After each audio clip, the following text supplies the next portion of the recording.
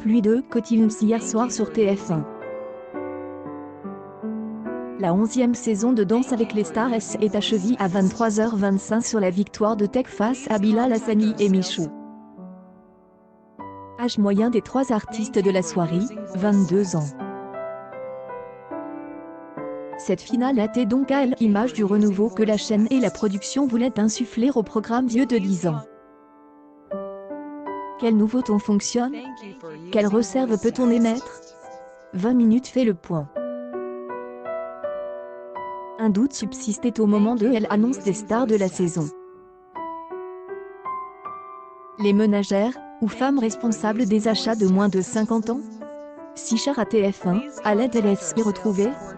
Disons qu'on n'était pas sûr qu'elle traînait sur TikTok pour écouter les sons de Weshden, sur YouTube pour regarder les vidéos de Michou, et sur Instagram pour liker les photos de Bilal Hassani. Pourtant, la mayonnaise a pris. Les mamans étaient sûrement plus ravies de voir Vema Machaf danser sur le parquet plutôt que cette bande de petites jeunes, mais toutes les célébrités ont eu assez hâte de proposer un beau spectacle. La fraîcheur de Weshden et Michou est alliée à la rigueur de Tech et Lucy Lucas. La présence de Dita Von Teese, artiste américaine, ajoute une pointe de glamour au sein du casting. Chacun et chacune a également apporté son lot de surprises au fil des semaines. Jérôme Crodeville est notamment révélé être un excellent danseur.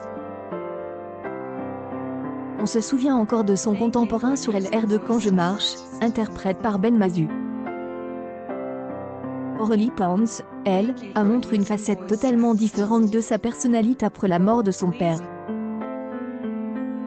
Sans pouvoir expliquer, il se passe quelque chose autour de la comédienne des Ici tout commence qui est ici jusqu'en demi-finale du concours.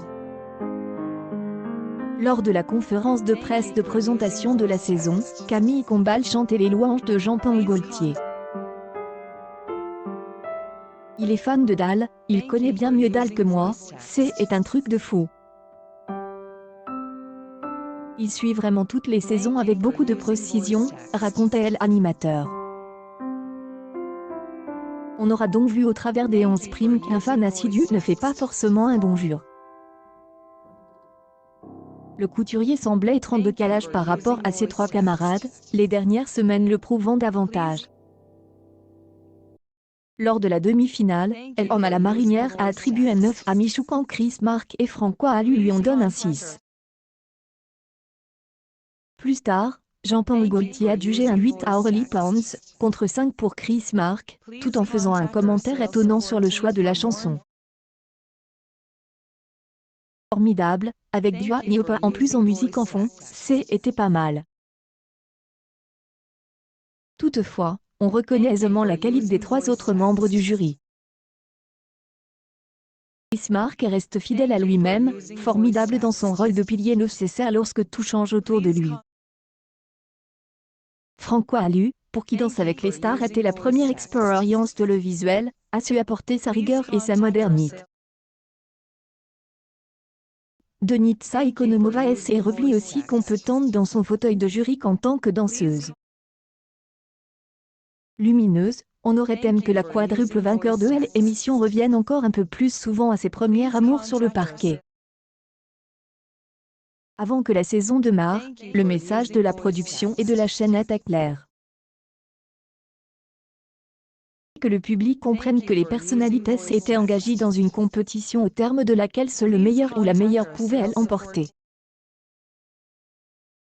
Pour cela, le pouvoir des juges a été revu à la hausse. La bonne idée de cette 11e édition était sans aucun doute les buzzers utilisent le temps de 3 primes. Pendant les 2 premiers, ils permettaient de qualifier un artiste. Le 3e, ils envoyaient directement en hot seat celui ou celle qui avait le moins bon niveau. Une bonne manière d'ajouter des enjeux dès le début du concours. De semaine en semaine, le public découvrait une nouvelle règle. Celle des duels, celle des meilleurs élèves contre les outsiders, celle du 5e juge, Celle du passage obligeant Hot Seat, la volonté de surprendre les téléspectateurs et téléspectatrices était là, quitte à ce que certaines de ces mécaniques paraissent superficielles. Par conséquent, aussi contradictoire que cela puisse paraître, elle envie d'élever le niveau de danse de chacun et chacune a comme une part de l'aspect féerique du show. Cette année, pas de prime spéciale Halloween, pas d'émission consacrée à une star en particulier, comme ça avait pu être le cas avec Céline Dion ou Michael Jackson. Bismarck a fait une croix sur ses vestes originales. Faut-il désormais se tourner vers Mask Singer pour trouver du second degré à la telle?